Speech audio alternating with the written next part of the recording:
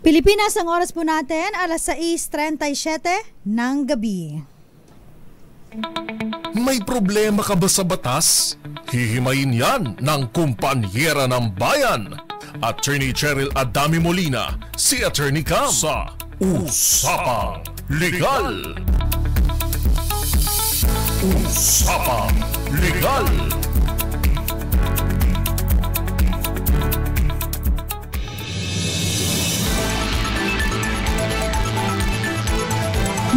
Magandang gabi po, Luzon, Visayas, Mindanao.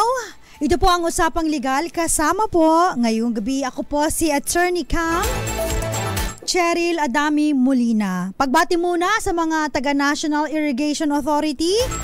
Magandang gabi sa inyo dyan. Ay, kinuha nila tayong resource speaker sa kanilang training course pagdating po sa Usaping Radyo. Kaya naman po kila Miss Kat, kila Miss Lara, Sir Vince, Mr. De La Cruz, yan, magandang gabi po sa inyo. Usapang Legal po ngayong gabi, pag-uusapan natin ay isa sa mga pinaka-importante na topic po, no?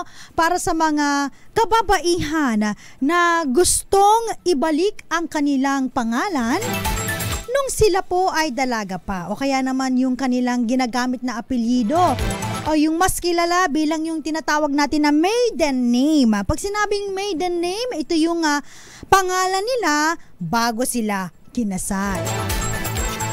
Mapapansin po ninyo, no, na karamihan po sa mga nanay natin, sa mga lolo't lola, kapag nag-aasawa, generally, nagpapalit po sila ng kanilang apelyido. Bilang, syempre, paggalang sa kanilang mister, pagpapakita ng pagmamahal, ng love sa kanilang mister, para naman na maako at maari na sila ang misis ng kanilang mister. So ang ginagawa po, no, ginagamit po o pinapalitan ang kanilang surname at yung surname po ng kanilang mister ang ginagamit nila. Yan po yung traditional na ginagawa po ng mga kababaihan, lalong-lalo na noong unang panahon. Ang nanay ko po, no, so Sabado ang kanyang apelyido. O di ba? Pilipinong-Pilipino talaga. Ang tatay ko ay Adami, Pilipinong-Pilipino pa rin, no? Talagang yung apelyido makikita na parang Pinoy ang pinag-ugatan. At dahil gusto niyang gamitin ang apelyido ng kanyang asawa, so ang nanay ko ay naging Adami, no? So wala naman po sa batas na sinasabi na kung ano yung gagamitin na middle name. Is it yung middle name pa nung nanay, o yung kanyang surname ay magiging middle name? Usually ang ginagawa po noon, no, ang tradisyon, hindi naman po tradisyon, pero ito po yung generally na ginagawa po ng ating mga nanay at lola nung unang panahon, yung kanilang apelyido, ginagawa nilang middle name. So parang yung middle initial nila napapalitan din po, no? So yun po, no, ganun po ang di naman sabihin traditional way or dating nakagawian ng ating mga nanay, ng ating mga lolo't lola, ng mga ninuno, no? Very seldom dati na meron tayong nakikita na may hyphen. Ano po ba yung hyphen? Yung parang salungguhit, no? Tapos nagiging dalawa ang apelyido. Nowadays po, no, ngayong panahon ni Attorney Cam, of course, with the use of technology, naging aware na po ang ating mga kababaihan na pwede palang hindi baguhin ang kanilang mga apelyido at idugtong yung apelyido ng kanilang mister. So mapapansin po ninyo sa mga iba po, no, may hyphen, no? Ibig sabihin, dinugtong lang ang apelyido ng kanilang mister. Ano po ba ang sinasabi ng ating batas, no? Pagdating po sa pag-aasawa at pagbabago ng pangalan kapag ikaw ay nag-asawa na, o yung tinatawag natin na change of name, okay? Ang mga babae po na kinasal, ayon po sa ating batas, ano po, no? Meron po silang option na gamitin ang mga sumusunod, no, na pangalan. So, una, pwedeng yung kanyang maiden name, tapos i-add nila yung surname ng kanilang apelyido, ng kanilang asawa, yung apelyido ng kanilang asawa. So, ito yung tinatawag natin na may hyphen, yung merong gitling. So, hindi mawawala ang iyong buong pangalan. In fact, pati middle name mo, nandun pa rin siya, no? Yung middle initial mo, nandun pa rin. Yung apelyido mo lang ang magbabago. Parang magiging dalawa. Kasi nga, dinagdag mo yung apelyido ng asawa mo. Which is, karamihan po ngayong era na ito, I believe, na ginagamit na po at ginagawa ng ating mga kababaihan. Kaya pansinin po ninyo, no? Dito sa opisina namin, marami nang asawa, nagpalit na ng kanilang name, pero kinabit lang nila yung apelyido ng kanilang mister. Okay? So, yun yung unang option. Ang pangalawang option po, ito na yung sinasabi natin na surname ng asawa, magiging surname na nung babae, no? Nung misis. So, ibig sabihin, mawawala na yung surname. So, ang ginagawa nga nila, yung katulad nun, generally, ginagawa po nung unang panahon, yung apelyido nung babae, ginigit na, ginagawang middle initial. So, yun yung pangalawang option. Na pinaka-popular noong unang panahon. Yun yung ginagamit po, ano. At yung pangatlong option naman po, ito yung hindi masyadong popular, ano po, no? Yung magiging, gagamitin mo yung misis, pero gagamitin mo yung buong pangalan ng mister mo. Kunyari, aking mister ay si Kim Molina. So, Mrs. Kim Molina. So, parang nawala na, nag-change ka talaga ng whole name. Pero, sinasabi po ng batas, ano po, na ito lamang po ay option. Ito lamang po ay, kung gusto mo lang, it doesn't mean na ito po ay mandatory. Na kapag kinasal ka, mamimili ka sa tatlong option na mga nabanggit natin. Okay? May option pa rin. Ito yung last option na hindi binanggit ng batas, no? Yung last option na i-retain ang iyong pangalan sa pagkadalaga. Okay? So, ibig sabihin, hindi mo gagamitin ang apelyido ng iyong mister. Pangalan mo pa rin. Ang mangyayari lang, mag-change lang ang iyong status from single to married. Pero hindi mo ginamit ang kanyang surname. Valid pa rin po yun. Pupwede pa rin po yun. Yun ang sinasabi po ng Korte Suprema. Again, hindi po mandatory na kapag ikaw ay ikakasal, mamimili ka sa tatlong option na yon, no? Pwede pa rin ma-retain. Kaso nga lang, ito naman ang dilema dyan sa realidad ng buhay. Kapag hindi mo ginamit ang apelyido ng mister mo, para namang masakit kay mister yata yun. O kaya naman, maaaring gusto talaga ng mister mo na maging kabahagi ka ng kanilang pamilya, so dapat gamitin mo naman ang apelyido ng mister mo. Or, ang lagi ko nga sinasabi, pwede namang gamitin yung apelyido ng mister. Ikabit mo na lang yung apelyido ni mister. Pero, yun nga, retain pa rin ang iyong pangalan. Ang importante na nakakabit din sa'yo ang wallet ni mister. Para naman sabihin nila na proud ka pa rin na nandyan pa rin ang apelyido ni mister. So, yun po yung ating pinag-uugatan nitong topic natin ngayon. Kasi ang topic natin, kung halimbawa, no, na nag-exercise ka dun sa tatlong options na nabanggit natin, pwede pa bang mag-revert back o ibalik ang iyong pangalan sa pagkadalaga sa iyong mga IDs? Yun. Papaano naman po ang passport? Kasi alam nyo po, ang passport, yan ang ating international ID, di ba? Kapag tayo po pupunta sa ibang bansa, or pag wala kang mga ibang mga IDs, no? Valid government ID po ang ating passport. So, pwede rin bang palitan yung pangalan mo, mag-revert back ka doon sa dati mong pangalan or yung paggamit mo ng iyong surname, no, o apelyido sa pagkadalaga.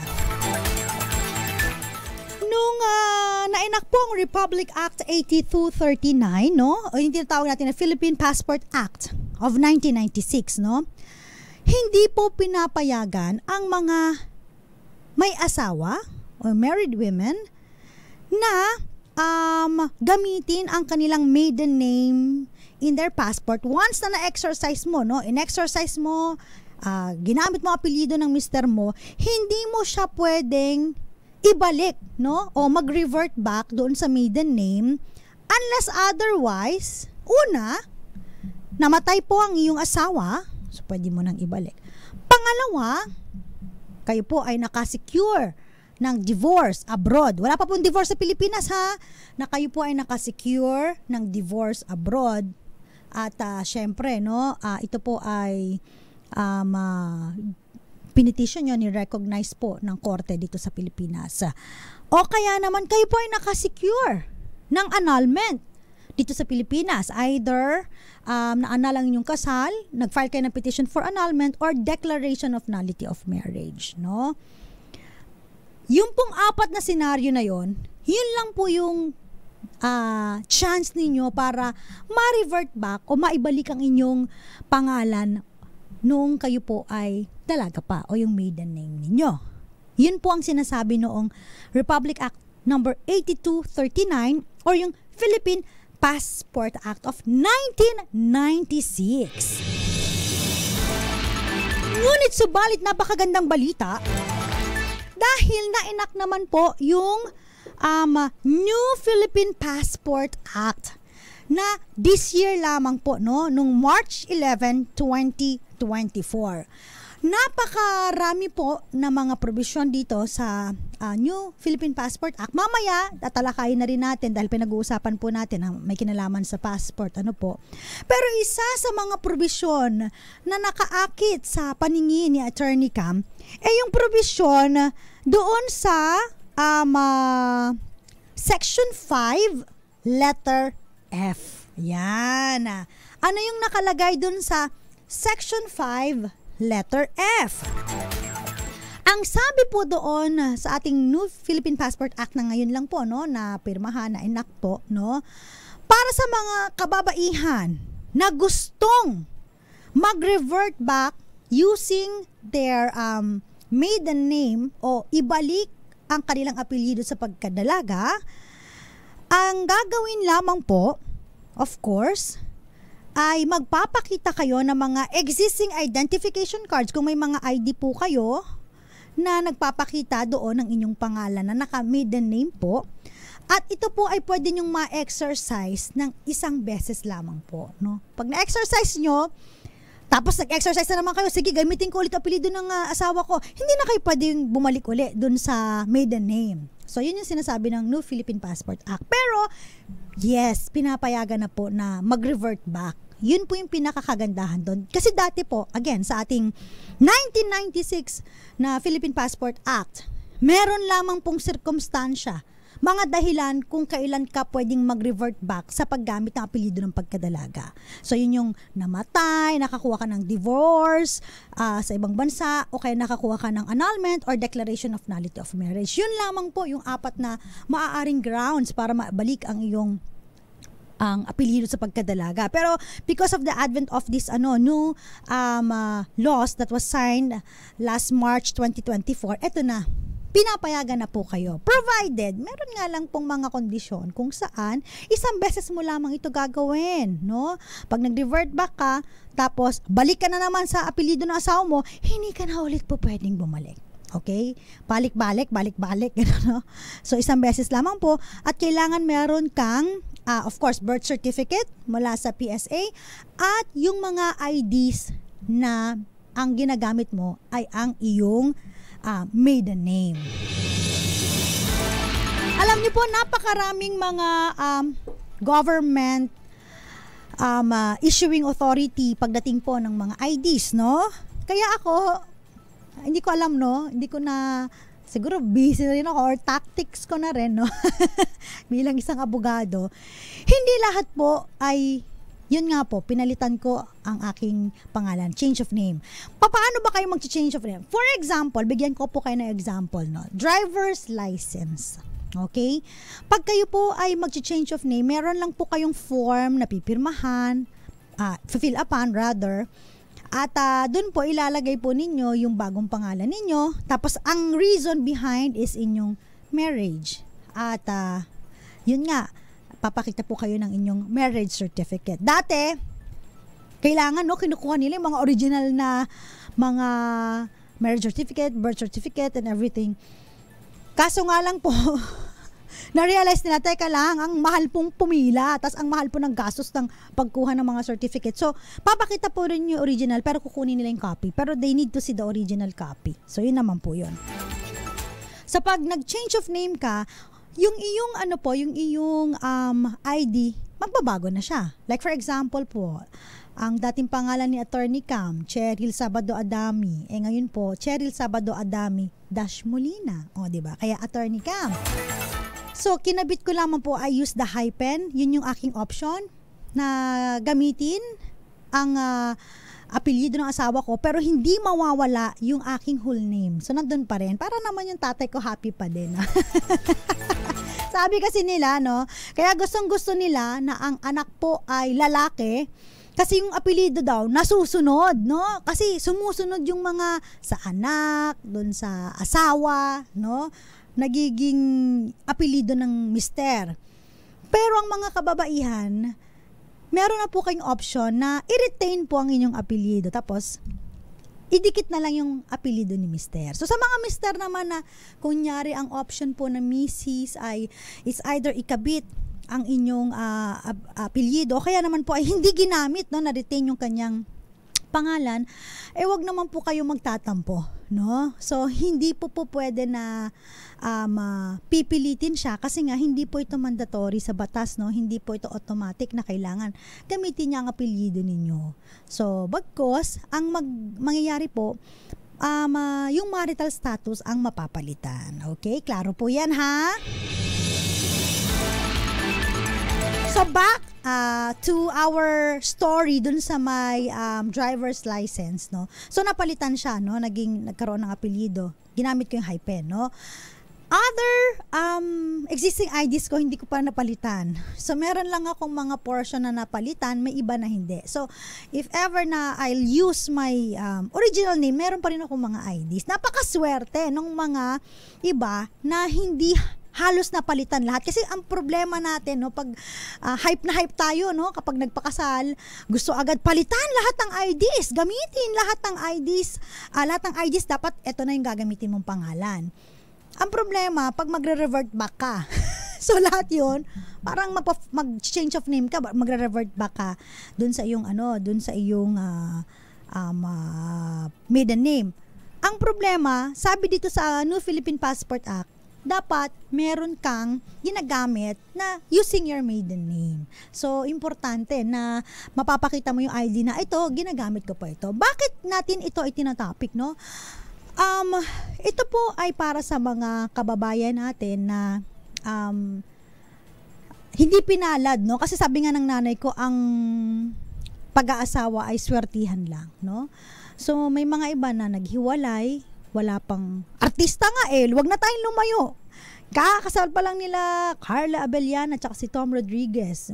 Cute pa naman nilang couple. Within a month sila po ay naghiwalay, Papaano na kung halimbawa gumamit ng mga yung mga surnames, So, yun po yung mga isa sa mga consideration, na dapat binibigyan pansin din natin kasi nga hindi lahat happy marriage, Swerte na lang po yung mga iba po na katulad natin na masaya ang ang marriage life, Ang married life natin, okay, si husband, okay. Yung iba po kasi na nag-part ways na, syempre ayaw na maalala pa, nagginamit yung apelyido na asawa pa rin ni ganito. So they opt to use yung kanilang maiden name. So papaano yung kung halimbawa passport gusto nilang ibalik? So at least may option na sila. So with the New Philippine Passport Act, pwede na po na ibalik po ang inyong maiden name o yung apelyido ninyo sa pagkadalaga. Sa pagbabalik po, pag-uusapan po natin yung iba pang mga provision ng New Philippine Passport Act. Pero ito po ay welcoming news, no, para sa mga kababayan natin na gustong ibalik ang kanilang mga maiden name, no. Shout out muna, magandang gabi sa lahat po ng mga nanonood sa ating DZRH Dos Compañeras. Ayan. Tignan nga natin, silipin natin yung mga nanonood sa atin sa DZRH Dos Compañeras. Magandang gabi po. Ayan, sa mga palagiang nakatutok. Shout out kina. Ayan. Kina, ito po, Irene Almodovar, kay Bibi Mirafuentes Lauron, Marilu Magno. Hi po kay Violeta Zambrano, kay Grace Recta, magandang gabi po, Janet Ku, Ed Simbulan Flores, sabi naman ni Ed para daw sa kanya, mali daw na palitan ang apelido ng babae dahil sa dahilan na paano malalaman ang pagkatao ng isang babae kung iba ang kanyang apelido. Dito po sa Italy, kapag naging Italian citizen, ang babaeng may asawa, binabalik ang tunay na pangalan ng isang babaeng may asawa. Talaga po ba, Sir Ed, no? Belen Rivera, Marilu Andres, Rogelio Clara, good evening po, and Wilson Aldea. Ayan. Yung iba pa babatiin natin mamaya sa mga nanonood po sa DZRH News at sa DZRH News Television. So ako again, kung papipiliin po ako, ganun pa rin po ang option, best option for me. Retain your name, kabit nyo lang po, use hyphen and kabit nyo po yung apelyido ng mister nyo. Para makita rin po nung mga nag-check, no, na ito baka married to kasi dalawa yung apelyido, may hyphen, no? Parang isang indication yon na hindi mawawala yung iyong full name, hindi nawawala. So kahit saan nila hanapin nyo sa mga data nila, so pwede nilang i-check using your maiden name. Kasi yun pa rin yung ginagamit mo. Kinabit mo lang yung apelyido ng asawa mo. Okay? Babalik po ang usapang legal. Kasama pa rin po si Attorney Cam. Dito lamang po sa DZRH. Una sa Pilipinas. Una sa Pilipino. Oras po natin 1 minuto bago sumapit ang alas 7 ng gabi.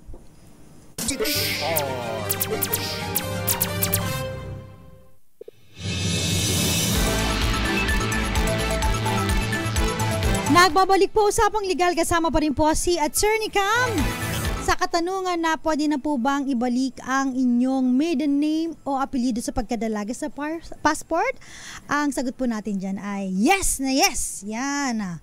101% yes. Ayan, dahil sa ating New Philippine Passport Act of 2024, ngayon po yan, naipasa, pwede na po mag-revert back. Again po, meron lamang pong mga kondisyon kung saan dapat po, papakita nyo po ang inyong birth certificate na galing sa PSA, and then kailangan din po, isang beses lang kayo mag-revert back, and kailangan din po yung mga IDs ninyo na meron po ninyong maiden name. So, yun po ang requirements. Ano po? Aside from the fact na yung iba po, no, ganun pa rin, kung namatay po ang asawa, kung nakasecure ng decree of annulment or nullity of marriage or divorce sa ibang bansa, so pwede rin po kayong mag-change of name o mag-revert back sa inyong maiden name o apelyido sa pagkadalaga.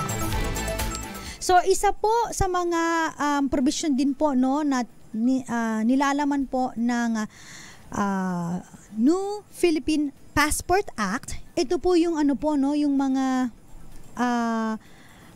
meron na pong penalty, no, doon sa mga without legal authority, kino-confiscate, tinatago yung mga passport na inisyu po ng DFA. Usually po, tandaan po ninyo, yung mga kababayan natin na nag-a-apply abroad. Okay?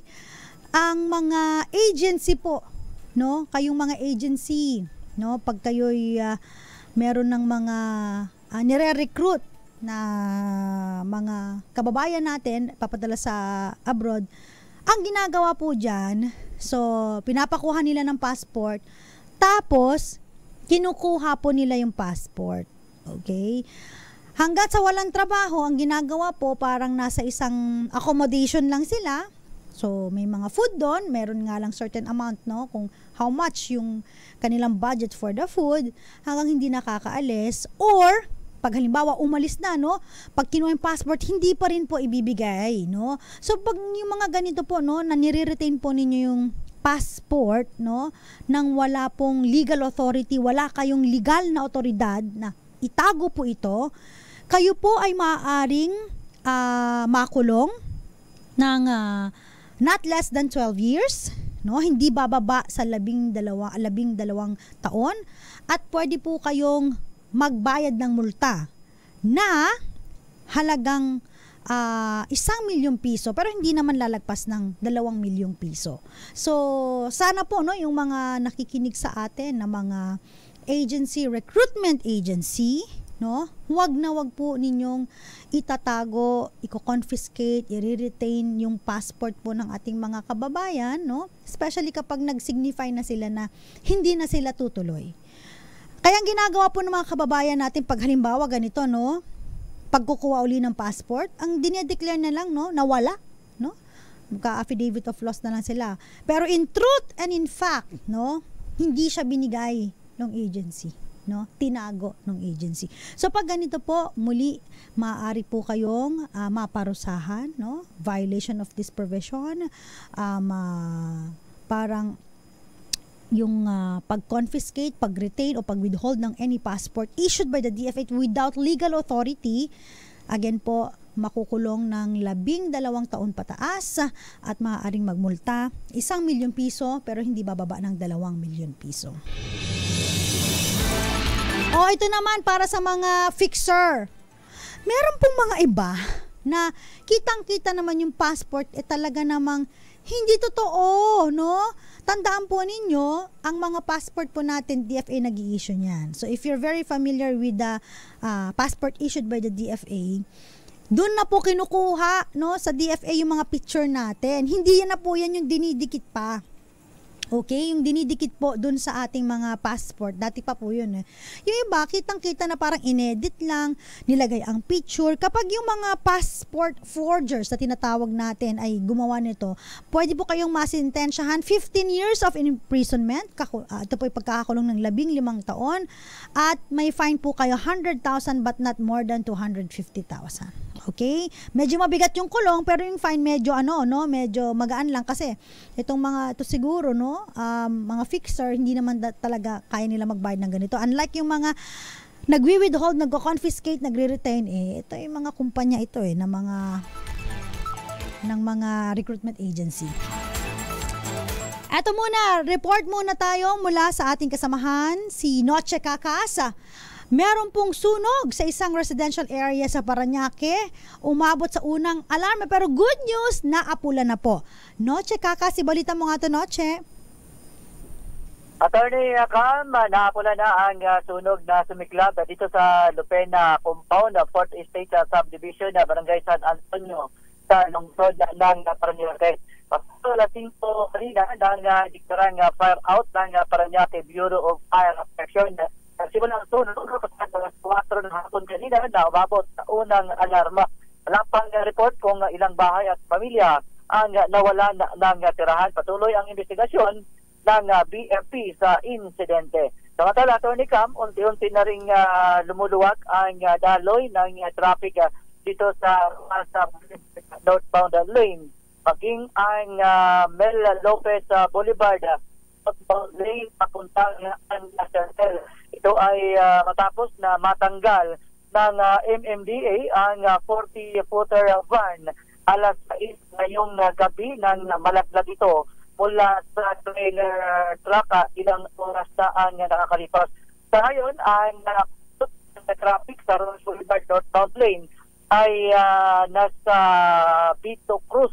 Pero nakakausap na rin, Attorney Cam, na tulad kanina na ilang oras na walang galawan ang mga sasakyan dahil sa isinara ang Anda Circle sa port area sa Maynila. RH27, DCRH, una sa Pilipinas, una sa Pilipino. Maraming salamat, Noche Cacas. Balikan po natin yung pinag-uusapan po natin about sa New Philippine Passport Act pa rin po tayo dahil na banggit po natin dito na pwede nang mag-revert back yung ating mga kababayan, especially mga kababaihan na nag-asawa po at ginamit ang apelido ng kanilang asawa.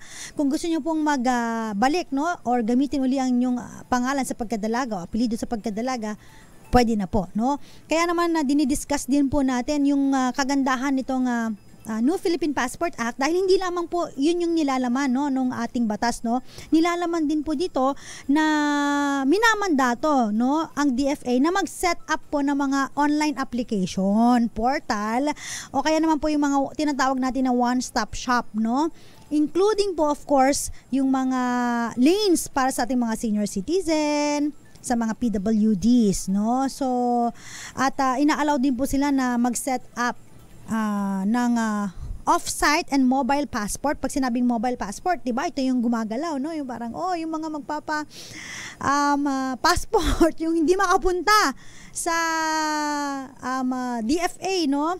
Pwede na po, no? O kaya dun sa mga consular offices o yung mga foreign service posts, no, sa ibang bansa, pwede na silang gawa ng passport or magpa-renew ng passport, no? So pwede po ito, especially sa mga nandun po sa mga ibang bansa nasa abroad, no? So ito yung kagandahan dito, no, na pwede na sa online yung application, okay? Sa ibang bansa. Again po, no, sa mga nag-a-apply po ng mga Philippine passport, so kailangan po may mga requirements po. Again, dati, tanda ko pa nung first time po ako mag-apply ng Philippine passport dito po sa may DFA along Toyota Manila Bay, dyan po, no, yung old DFA, ang haba po talaga ng pila. Grabe sa haba ng pila, tas meron sa labas mga fixers, and then kailangan magpasa ka ng picture na parang ang sinasabi nila ay passport size, no? So meron kaming picture na ganyan. Nowadays, no, wala na pong ganon, wala na yung passport size dahil pupunta ka na po sa mga GFA offices. So sila na po, no, meron na po yung camera na nakalagay po doon na magtitake ng picture. So expect nyo na haggard ang picture. Parang bakit gano'n? Lahat ng mga government IDs ko, haggard ang picture ko, no? So, importante po yon. And yung mga biometrics na tinatawag natin, kung saan meron na, no, yung e-signature, nandun na rin po. And yung kailangan din po, no, minsan na kinukuha yung mga parang fingerprints, no? So, yon. Ganun na po ngayon kabago, kadetalye. At yung mga minor po, pwede po yan applyan ng passport. At yung passport nila, hanggang 5 years lamang po. Yung sa atin po kasi ngayon, di ba, yung naipasang batas before or mandato na 10 years lang validity, no? Dati kasi 5 years lang Ngayon 10 years na, yung mga minors 5 years. Why? Anong rason bakit 5 years lang sila? Because, halimbawa, in-applyan mo yan ng baby pa siya, no? Itsura niyang baby pa, no? 1 year old. Pagdating ng 10 years old, iba na ang itsura niya, no? So, ang laki kasi ng pagbabago ng face, no? Ng gradual growth ng ating mga anak. So, kailangan 5 years lang, at least 5 years, no, andyan na, bago na. So, usually, ma-identify na. Unlike nung baby pa yung picture niya, tas 10 years old na siya, so, mahirap. Kaya 9 years old siya nung nagbiyahe siya. So, unlike sa ating mga adult, di ba? Kung ano yung picture mo, within, kunyari, ikaw nagpa-picture ng mga 30 years old ka, at age of 40, so, walang masyadong pagbabago. Unless otherwise, ikaw po ay pumunta kay Doc Johnson Seneca Cosmetic Surgery. Babalik po ang usapang legal. Kasama pa rin po si Attorney Cam. Mamaya, sagutin po natin yung mga katanungan ng ating kababayan. Sa TikTok account ko po, sa Attorney Cam, marami po mga questions regarding sa pagpapalit po ng surname, no? Pero again po, no, yung pagre-revert back ng surname. Hindi po ninyo mare-revert back ang inyong marital status, ha? Ika-clarify ko lamang po, no? Sa marital status, kung gusto nyo bumalik sa pagiging single, kung kayo po ay married, ay hindi po pwede. Okay? Unless otherwise, meron pong korte ang nagsasabi na dinideklara na walang bisa ang inyong kasal sa pamamagitan ng pagpa-file ng petition for annulment or declaration of nullity of marriage. Babalik po ang usapang legal. Attorney Cam pa rin po ang kasama natin. Oras po natin 15 minuto makalipas ang alas 7 ng gabi. This RH.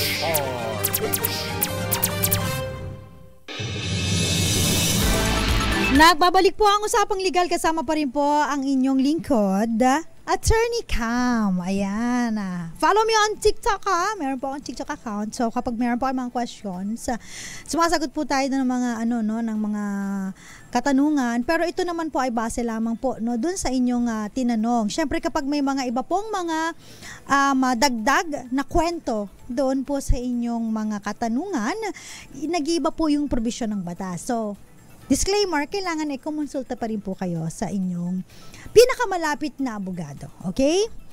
May question po dito, sabi dito, what if po walang valid IDs or other valid documents na gamit ang maiden name?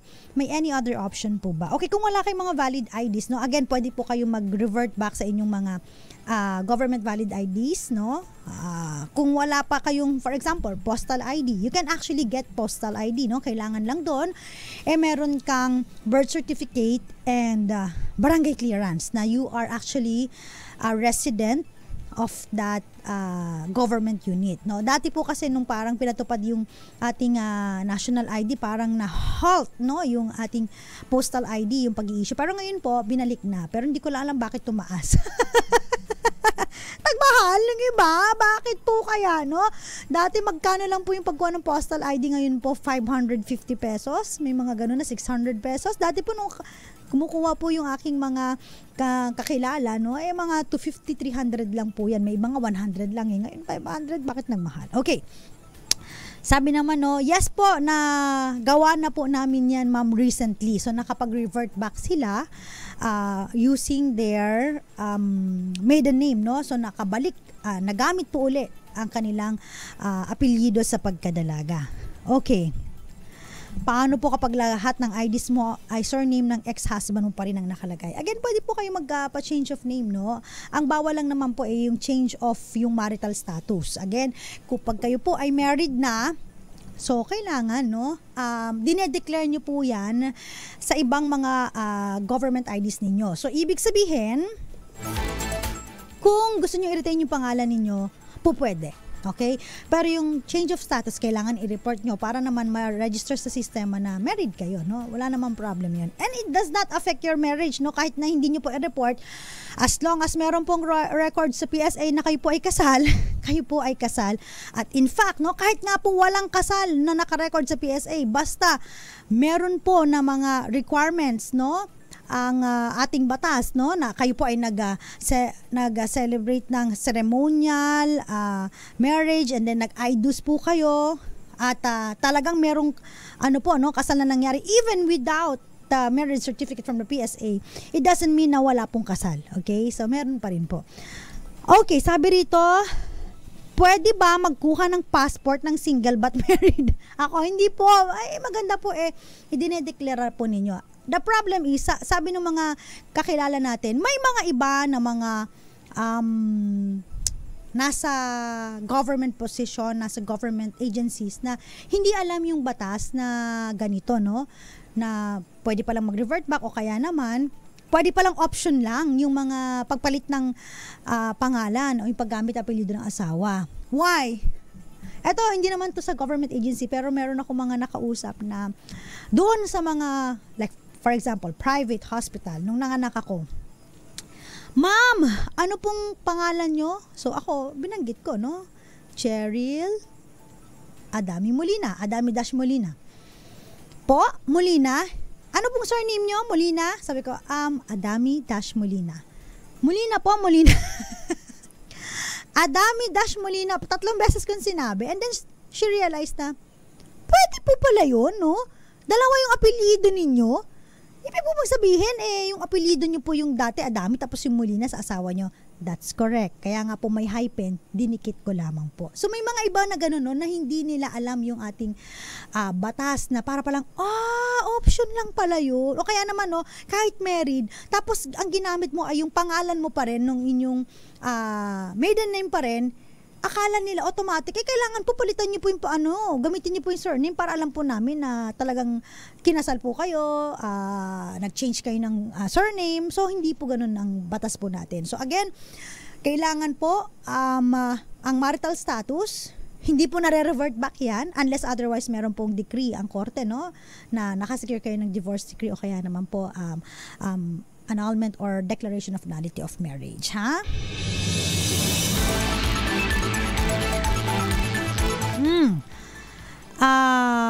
Sabi niya, attorney, ako po ay kasal. Pero naghiwalay na po kami ng asawa ko matagal na. Ang ID ko po sa PWD ay apelyido niya at sa national ID. Kukuha po ako ngayon ng passport. Pwede po ba na apelyido ko sa pagkadalaga? And the answer is yes. Yes po, no? Why? Again po, option lamang po yung paggamit ng apelyido ni Mister, pero kailangan po, no, na may option din kayo, binibigyan din kayo ng karapatan na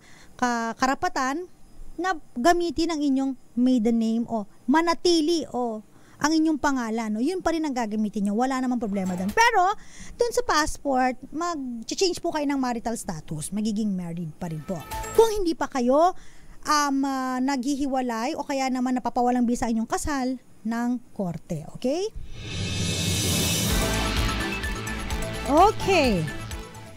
Sabi nila, na-try ko na po na mag-revert back. Dumating na po ang bago kong passport gamit ang apelyido ko sa pagkadalaga. Okay, that's good. May iba nga dito pinaglaban daw nila yung itong new Philippine Passport Act na pag-revert back kasi may mga iba nga na parang hindi sila aware. So, pinayagan sila. Okay, very good. Pag nakikinig talaga sa usapang legal, sama si Attorney Cam, meron po kayong mga natututunan dito, di ba? Eto, married here, and I want to renew my passport. Just want to change into married name. Ano po ang requirements? Okay, kung halimbawa po, no, kayo po ay magre-renew ng passport and you want to change your name, kailangan nyo lamang po, importante, na dalhin po yung original marriage certificate galing po sa PSA, and then you photocopy it kasi yung photocopy po ang kukunin nila, pero they need to see the original para makita nila yung comparison kung wala po bang pagbabago. So pag ganun po, pwede po kayong mag-ask ng change of name, no? Ito naman gusto niya gamitin ang apelyido ng kanyang mister sa passport, you can do so. And again, kung gusto niyo mag-revert back, pwede po, pero isang beses lang. Okay? Okay. I am using my husband's last name in passport. Ayan. Parang hindi naman to pwede kasi hinihingan pa rin po ako ng dalawang valid at affidavit na annulled kayo. Bakit ang hirap naman? Okay. Hinahanapan po ng, sabi kasi doon, ng valid IDs na may merong maiden name. So kung halimbawa marami kang mga IDs, puro apelyido pa rin ang asawa mo, you try to get at least 2 IDs, ma-revert back muna yung mga ibang IDs mo, then you go to the DFA, pakita mo. Kasi kasama sa requirement nila na dapat you are using a government IDs, valid IDs na using your maiden name. Kaya nga sabi ko kanina, swerte yung mga hindi nag-change agad lahat-lahat. Kasi kapag, yun nga, ang senaryo, kapag ikaw ay nagpakasal, lahat, no, atat ka, baguhin lahat ng iyong mga names on your valid IDs, no? Ako nga, bilang abogado, dahil alam ko na may mga ganitong senaryo, nagbago ako ng apelyido, dinikit ko yung apelyido ng asawa ko, pero I didn't actually change all of my valid IDs into that kind of name. So, meron pa rin ako mga valid IDs na apelyido ko pa rin po sa pagkadalaga. Okay?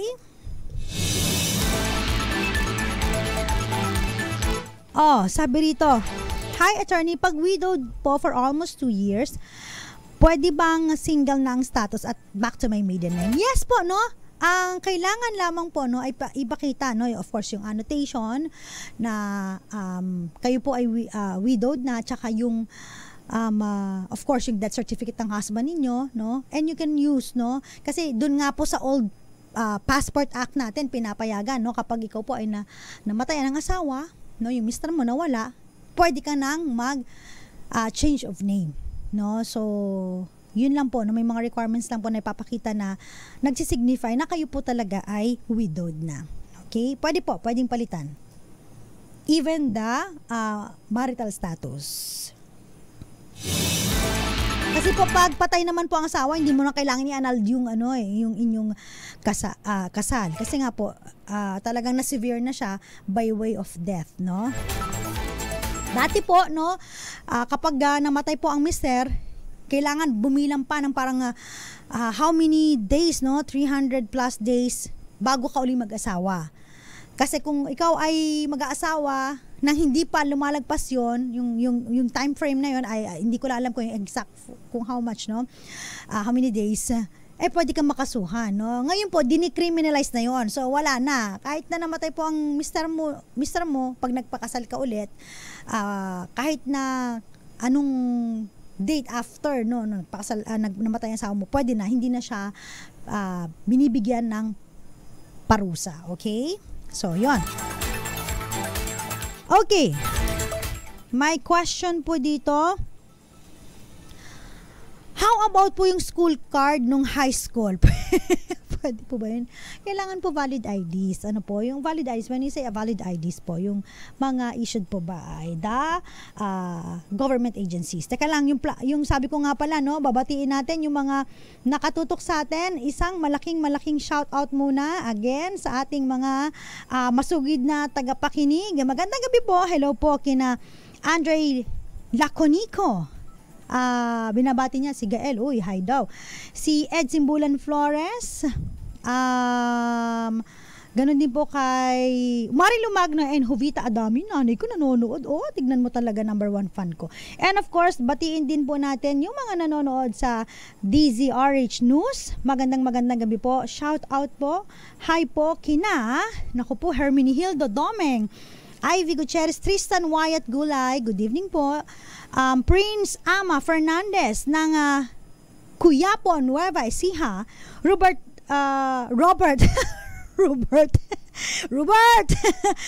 Lucero, nanonood po sa London. Hi po, magandang gabi. Gian Carlos Sarabia, Aileen Dalisay, magandang gabi rin po.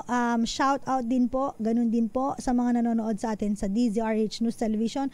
Hi din po sa mga KBP members natin. Magkakaroon po ng top level management conference. Yung mga miyembro po ng Kapisanan ng mga Broadcaster ng Pilipinas, November 13 to 16. Shout out sa inyo. Hi din po ito kahit tama ba ako ng mga pinagpababate? Good evening. And shout out po sa mga nanonood sa atin. Hi! Bago po magpaalam si Attorney Cam, Hil Ocampo ng Chaong Quezon, Michael Manalo ng Las Piñas, Sonny Tiope, Pinagbuhatan Pasig, Ramil Flohemon, ayan, at Wilhelmina Andrade Pulvera. Thank you so much po. Maraming salamat. Napakabilis ng oras. Abangan po ang Lunas Extension. Usapang kalusugan naman po. Matapos ang usapang legal, doon naman tayo dadako sa usapang kalusugan dito po sa DZRH. Nakasama po ninyo, ako po, si Attorney Cam. Para sa DZRH, una sa Pilipinas, una sa Pilipino. Oras po natin, 7:30 ng gabi. Ang balitang ito ay hatid sa inyo ng ACL.